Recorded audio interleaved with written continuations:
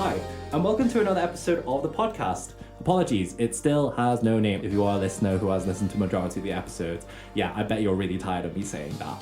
We don't have a name yet. However, okay, he's ready. He's almost ready. I don't think he's going to be debuted today, but the name is ready. He's ready. He's like prepped and ready. I didn't even talk to my guest this time about the name, and I didn't get their interpretations of it, so I will have to get that after the podcast. But anyways, hi, I'm Ryan, the host of this podcast, to explore and unpack the nuances of the identity, culture and heritage of the UK Asian experience from a Gen Z perspective. Today, I am joined by Diya. Hi, could you introduce yourself? Hi, I'm Diya. I'm a second year biochemistry student. Oh, first STEM student on the podcast. Great. We've finally got the stereotype. No. We finally got the stereotype on the podcast. One Asian STEM person. I've been trying to look for STEM guests, I'm not going to lie, for quite a while, because all I know is like creatives. So they all do kind of like humanity degrees and stuff like that. So it's nice to actually have someone who is STEMmy and who has chosen the STEM life, the STEM lifestyle. But we will get to that later. You're not applicable because you are a second year, but I guess you're not applicable to the question about graduation. But I guess a good question about second year is, how are you feeling at the final kind of like few weeks of term 3 of second year? I feel crazy jobless. I got so used to having constant exams to study for. Any waking moment, I was like, I need to pull my laptop out and look at a lecture. Yeah. And now that I don't have any lectures to look at, like, I don't know what to do with myself. Right. So I just spend a lot of time sleeping, I can't lie. I mean, I feel like it's deserved, considering the amount of hours you probably were revising and locking in the library and stuff like that. Yeah, but I feel like I've lost a sense of purpose in life, you know? Like, if I'm not thinking about going to the library, what should I think about? So STEM. God, so STEM. Here's me doing my podcasting at the end of term 3, at the end of year 3, term 3, so that, you know, I have just a project to do and fill my time with. But anyways, next introductory question that I usually ask my guests is a question revolving around food. So today's question for you, Diya, is the worst crime you can do against food. I think that the worst thing that you can add to any kind of food, and people add it to like almost all cuisines, Yes. is peas. I don't think peas belong in meals. I think they have a weird shape and a weird texture. I can't imagine anyone having a pleasant experience eating peas. Like, what does it complement in a positive way? I'm thinking like the first dish I'm thinking of when you add peas to is like fried rice, and that's just like texture. Like, you've got a different type of texture, and also it's an addition of fiber as well. Also, I think peas do very much take up sauce as well. So like, I don't know, I think makes things like, you know, dry. I guess in a fried rice it does make things like a little bit more spongier, or no, wetter, I guess. So then the friedness of the rice is like more fried, I guess. In my opinion, I don't know, in my head. But What do you mean they take up sauce? I don't know, it's like pasta. You know how pasta kind of like sucks up sauce? I feel like peas do that as well. I think peas are circular, so they have the worst surface area ratio. God. They have the worst surface area ratio. Okay. So majority of it is just starch with a little bit of like whatever flavors on the outside of the pea. Yeah. So it's just starch. It's like, It's just why would I fiber. have it? Yeah. Yeah. And I particularly hate mutton paneer, which is like peas and cottage cheese. It's an Indian dish. Yeah. I think Do you whenever I like was the a child, paneer bit? I like the paneer bit. So when I was a child, I would pick the peas out, put them to the Yeah. side, and eat the paneer, because I hated the peas that much. I don't think they belong in a meal. Huh. Insane. Okay, insane take. We'll see how that goes out when this episode does get released. Also, one more thing. Don't get me started on when they have peas on the side of like meals in the UK. Why? Hey, sausage and mash with like peas and gravy. Do you actually like the peas from that meal? Yeah. They complement the meal. Having peas inside the mashed potato, bro, No. that complements. No, I don't think so. What do you mean? I think that's invalid. What do you mean? Also, like, what's your opinion about mushy peas then, if you've had fish and chips? I've never had mushy peas Okay. because never I mind. don't eat peas. I actively avoid them. You actively avoid Yeah. them, because like mushy peas, like sometimes they don't mush it fully, so you do get like the odd pea or the odd half pea. Is it like a mashed potato but made of peas instead of potatoes? Yeah, and it's like spiced, like very nicely spiced. Okay, the spice maybe saves it. Yeah, it's like Maybe. garlic and like with some more like other spices as well, Okay. to make it like, But quite then fragrant. the reason it's saved is because you can't taste that it's a pea anymore. I still think it tastes like peas though. But then what do peas really taste like? They just taste like... See, the thing is they're so circular that they don't have any flavour.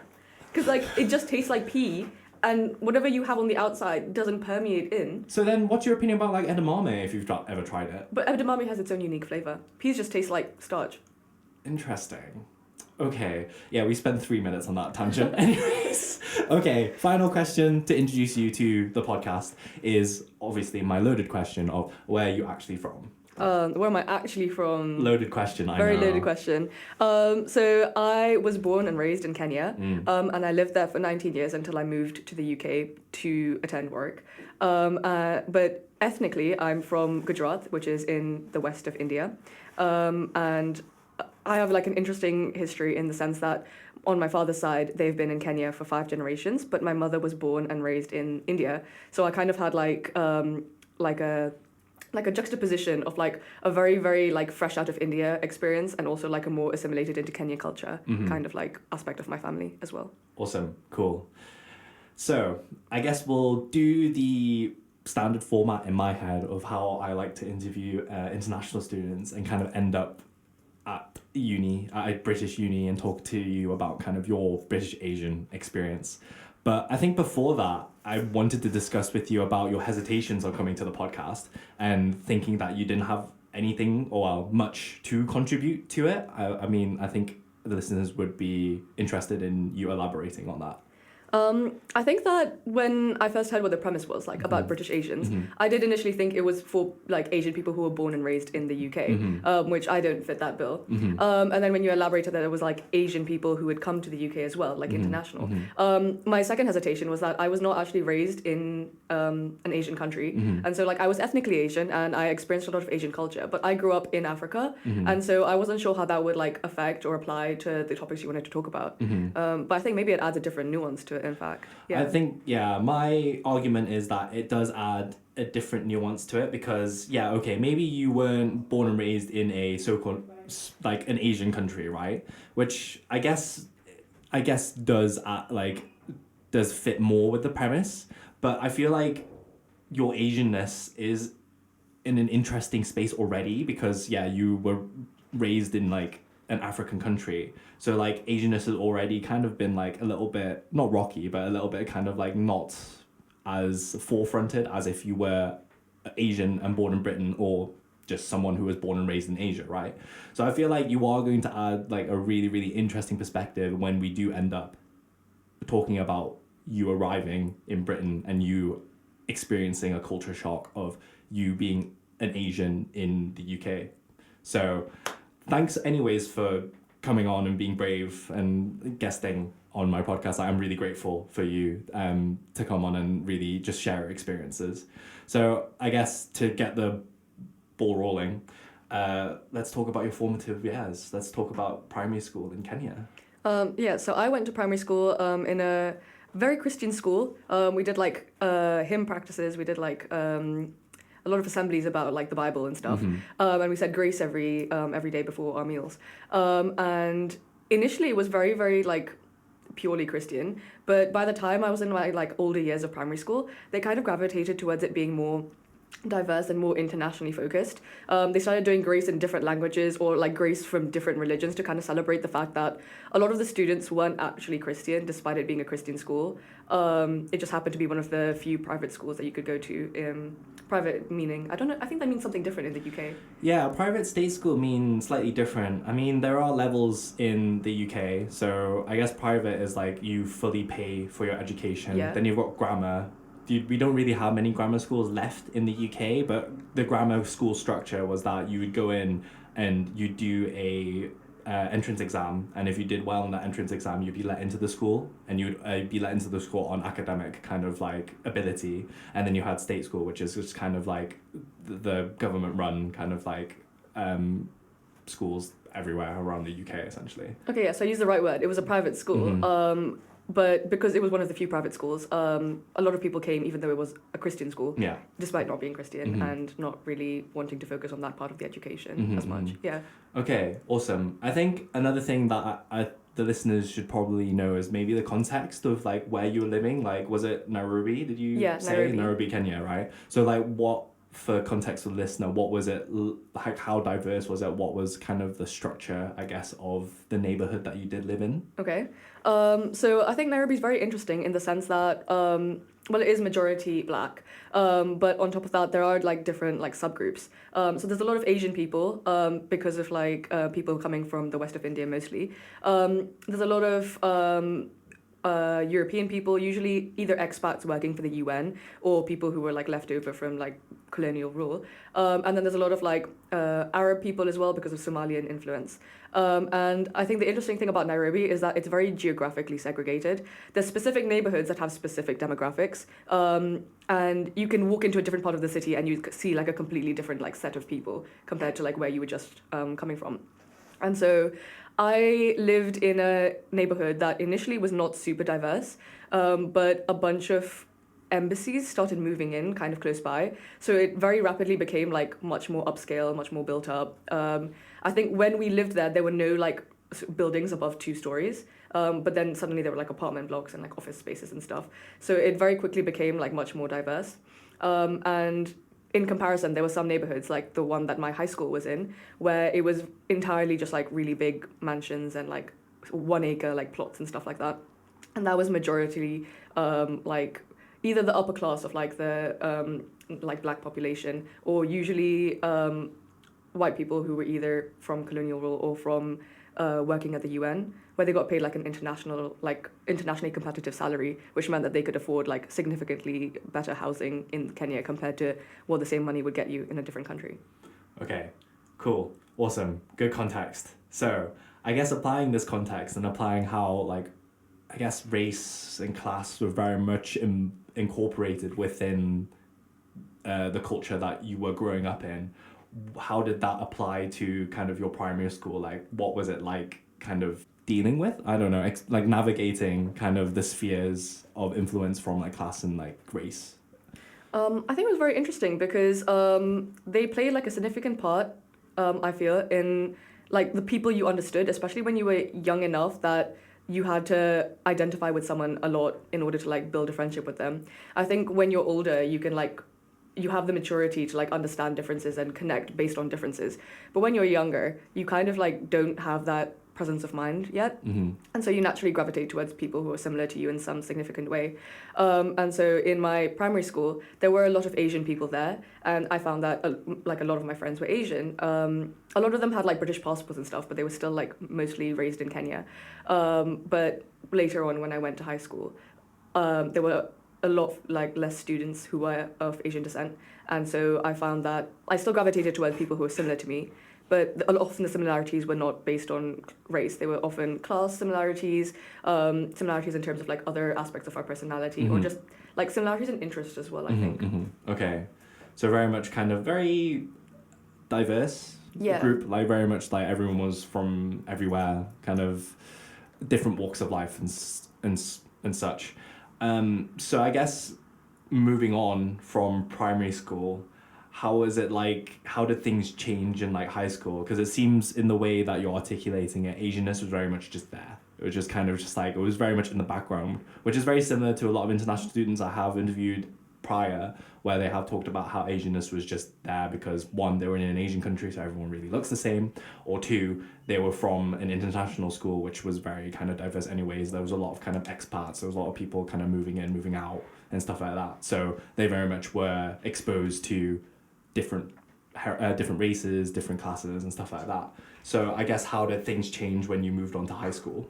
I think so. Firstly, I would have been in like the second category of what you said, international school, where a lot of people were like very different and also very much moving in and out. And I think when I moved to high school, because I was confronted with all these different people who more often than not shared one or two things in common with me, but didn't really have anything, like we didn't really have like a completely similar background the way I did with a lot of my primary school friends. And so it really pushed me in terms of finding ways to connect with people in terms of their differences as well as their similarities. And I think that's very crucial to having friendships that help you both grow. And I think that overall it made me much more aware of the fact that I was Asian, because not everyone around me was, or fewer people around me were. And I think that at the same time, because I wasn't interacting that much with other Asian people other than my family, it meant that I had to focus a lot on nurturing the Asianness within me, in the sense that if you imagine like a little house plant or something, and that's like this facet of your personality or your culture, you have to feed it and water it and maintain it for it to flourish and grow.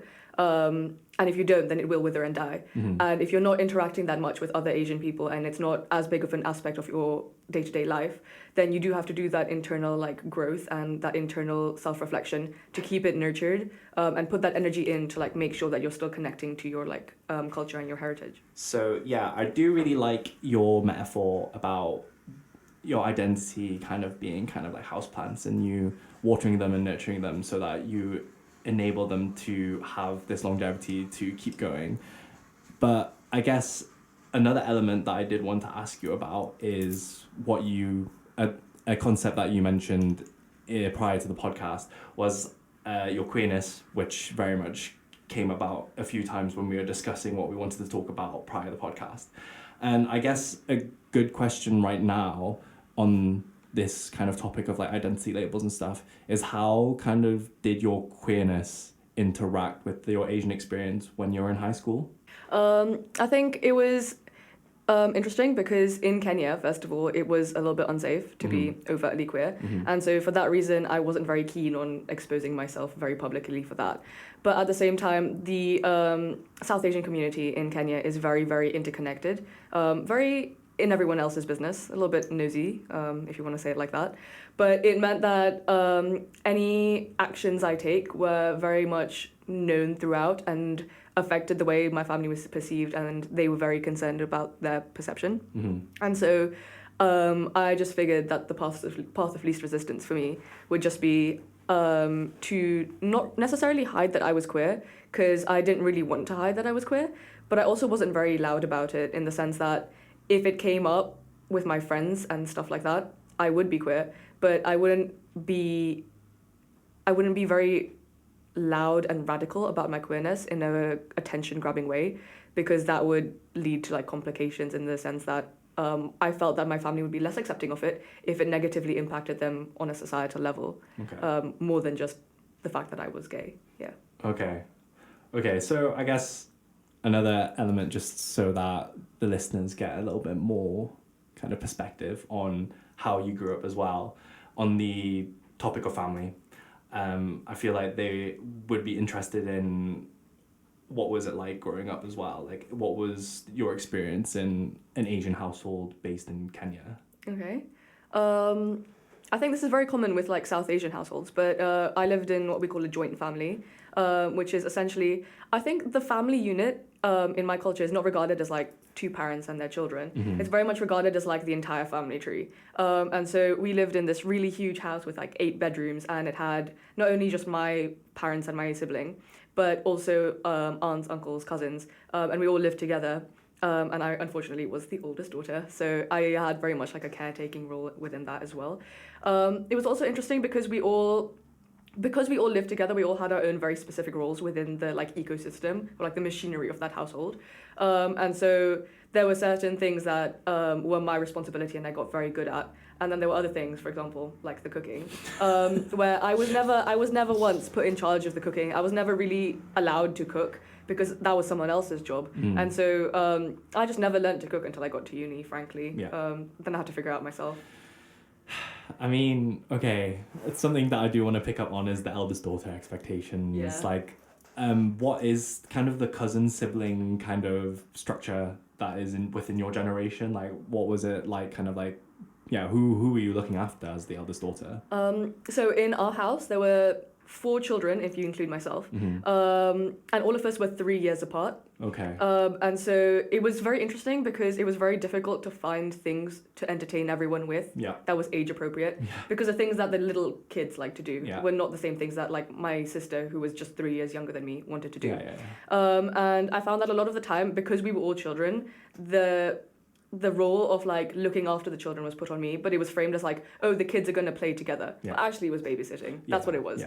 And I got very good at like juggling the like finding things that would make everyone like occupied, because if they weren't occupied they would cause trouble, and then I would be in trouble.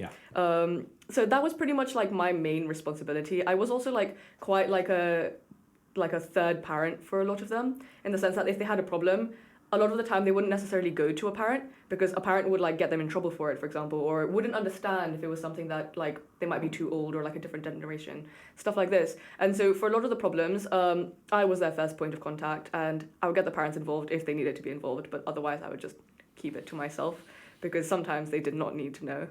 Yeah. Okay. Something that we didn't discuss about the podcast, but a question that has just popped up right now is just how has that, I guess, conditioning to an extent, it was conditioning. How has that kind of transferred to like uni friend groups? Are you the caretaker in your uni friend group? 100%, I think so. When we go out, I'm not really like the sober person, but I'm the soberest person. This designated sober. Yeah, exactly. Like if my friends drink too much or something, I'm the one to take them home a lot of the time, stuff like this. Even if it's not like said that it will be me, I think if I'm out with certain friends, especially who I know potentially drink a lot, I will automatically put myself in a position where I'm equipped to care for them if they are in trouble. And at the same time, I've noticed in a lot of my friendships and also in a lot of my relationships in general, I don't really ask for help because growing up, I didn't really have the help because I was the person who helped everyone else. Such the elder daughter. Exactly. I'm the stereotype. I am the stereotype. Full Asian stereotype as well. STEM student, eldest daughter. We'll get to the STEM student later. Exactly.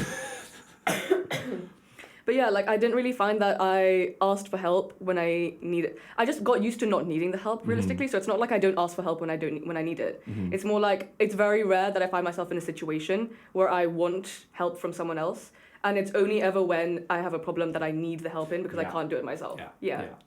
No, okay, it felt a little bit, but again, I am the youngest sibling. I am the younger brother. I have an older sister, so I think my older sister can probably relate. Being just you are responsible, full stop. Yeah. Responsible of everything. Seems like everything. But yeah, looping back to what you said about the stereotype and also with the STEM kind of like degree that you chosen to do at uni, I guess I feel like the listeners would also be interested to know that your choice in doing STEM and then also like your relationship with like humanities as well, and how you are very much kind of you dip into both of them very much. Yeah, so I dabble. You dabble. Yeah. So I'm the kind of person who I think I can just be passionate about like anything I do, provided I feel like it's making a positive impact or like actually achieving something. And because my parents, as many Asian parents do, kind of expected a STEM degree or like a lawyer or something like this. I figured that the path of least resistance, if I liked anything anyway, would just be to do the thing they wanted me to do. And so I never really questioned the going into STEM thing. Like when it came to like GCSEs or A-levels and we were like subject choices, like it was a given that I was going to do 3 sciences and math. But around the age of like 15 or 16, I kind of figured that I felt very restricted in one line of thinking if I was just going to do science all the time. And so I wanted to have this like counterbalance to that. I wanted to like branch out into the arts. I made the unwise decision of taking a 5th A-level to do fine art. I don't know why I did that. It was really stupid. Insane law drop. Yeah, you didn't know this before. I didn't know this before. But I was very unwilling to like become like very tunnel visioned into the STEM thing. Yes. And I figured STEM had a lot of benefits for me. It meant that my family was going to be accepting of my career path. They weren't going to like resist if I wanted to go into like a more artsy or humanities degree. Potentially I might get paid more. I might have more opportunities to like live where I want to and work where I want to. And so it was kind of like a de facto choice for me. Like it made the most sense. Yeah. And I didn't really think about it that much.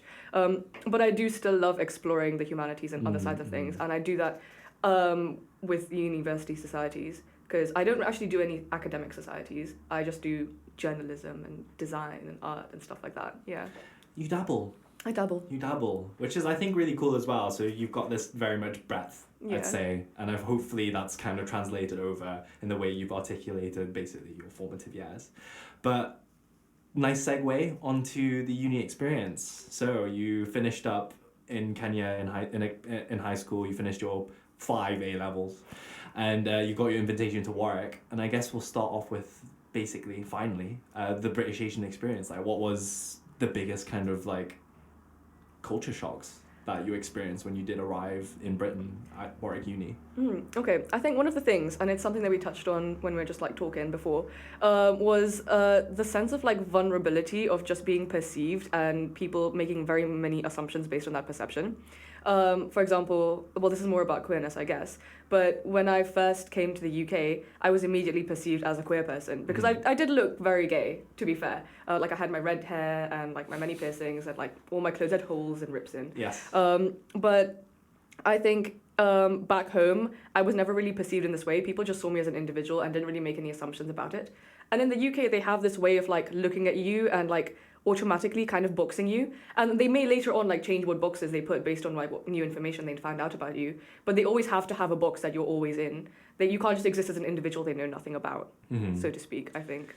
And I think that also applies to like the Asianness in the sense that they will assume things about you. People will assume like what language I speak, for example. People have like assumed that I speak a specific language because I appear South Asian. Yeah. I did in fact speak Hindi, but they had no way of doing that. Oh, you can speak Hindi? Yeah. Didn't disclose that either before the podcast. That's great. I'm not very good, but I thought it was interesting because there was like a society that I was in where I was marketing officer and someone asked me to make a post for like an event they were running in the society, but they sent their request in half English, half Hindi. We'd never had an interaction in person. They just knew I was like South Asian, and they just like texted me, like an actual like professional message in a different language, and I was like, that's crazy to me. Like that's never happened to me before, and I couldn't tell if it was like just a UK thing or something. I don't know. Maybe they just immediately assumed that. Yeah. You understand Hindi English. It wasn't even like either or. Yeah. It was very much a combination between Exactly. the two, which is an interesting kind of response. A work like text essentially, but. I guess another thing that I wanted to ask about was just this feeling of being boxed in as well. Like some more elaborations on that and how like bringing back of how you needed to internally kind of nurture your Asianness, so to speak, in Kenya. How did that change or develop when you came to the UK and started doing like society stuff and like started being a student at Warwick? So when I got to the university, I found that I had more Asian friends here, partially because there are more Asian people compared to like my high school. So I had more Asian people that I could talk to, and some of them became like some of my closest friends now. But I think that because I was interacting with them, that sort of fulfilled the bill of like nurturing my Asianness, so to speak, in the sense that I felt like I was connecting to my culture and to my roots through my interactions with them. And so I had to put less effort in internally to remain connected because externally more of my life was related to my culture and my heritage. For example, we'd often have like chai nights. Like we'd make chai in like a big pot and that's stuff. Cute. Yeah. And so stuff like that feels very like homey, and it feels like very like Indian. Yes. And so I felt like I had to be less active about feeling Indian and connecting to it because I had like all these external factors that made me feel Indian and made me connect to it. Yeah. Okay. No, that's a really interesting kind of spin to put on it as well. That similar to some other international students, like they very much their Asianness became forefronted when they did arrive at uni and I don't know, just started being a student and just started forming friend groups and stuff like that. So it's just very interesting how your Asianness kind of developed when you did arrive at uni. I think the final bit I do want to ask you about is what you said prior to the podcast and how queerness made your Asianness easier. Is that the terminology? Yeah. Is that the terms you used? I can't remember how I said it, but we can work with that. Okay. So I think that it was easier for me to exist as an Asian person because I was also a queer person. Okay. In the sense that a lot of the spaces I was in were very intersectional and queer, and people had these very fluid viewpoints of how identity and culture and people's like entire experience was. And it meant that if I was interacting with someone who was completely different from me and didn't share anything in like similarity in terms of like where we grew up, what kind of lived experiences we had, they had a more malleable view of how other people exist. And I think maybe it's like an antithesis. Is that a word? I can't say it. That word. Antithesis. Yeah, that one. Antithesis to the box thing. Yeah. I think that somehow queer people feel less boxy in the sense that they will box you as a queer person. But fundamentally. Yeah, fundamentally, yes. But I think they're a lot less presumptuous in terms of like the nuances of character because they're much more sensitive to the nuances of character because they have so much more introspection in their own journey to discovering themselves, which to be fair I think happens to a lot of POCs as well because they're more sensitive to the like nuances of like and the facets of identity, they're more like accepting of the nuances of other people's identities.